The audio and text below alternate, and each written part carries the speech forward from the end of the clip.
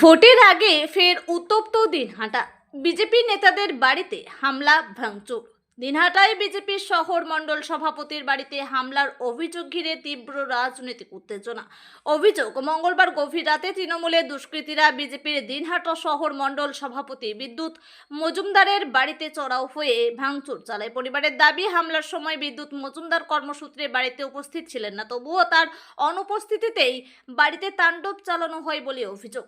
বুধবার সকাল 8:30 নাগাদ বিদ্যুৎ মজুমদারের পরিবারের পক্ষ থেকে অভিযোগ জানানো হয়। তাদের দাবি, বাড়ির জানলা দরজা ভাঙচুর করা হয়েছে এবং আতঙ্ক ছড়াতে চিৎকার চেঁচামেচিও করেছে দুষ্কৃতীরা। ঘটনাকে কেন্দ্র করে বিজেপির তরফে তীব্র প্রতিক্রিয়া আসছে।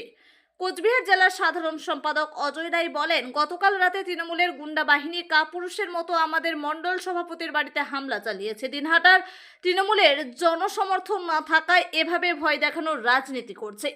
এদিকে তৃণমূলের পক্ষ থেকে অভিযোগ অস্বীকার করা হয়েছে। গতকাল রাতের অন্ধকারে তৃণমূলের কিছু গুন্ডা বাহিনী কাপুরুষের মতো আমাদের দিয়াটা মণ্ডল সভাপতি বিদ্যুৎ মজুমদারের বাড়িতে হামলা চালায় এবং ভাঙচুর করে। দিয়াটার তৃণমূলের কোনো জনসমর্থন নেই। তারা ভাবছে যে ঝামলার মামলা করে তারা দিয়াটায় জয়লাভ করবে।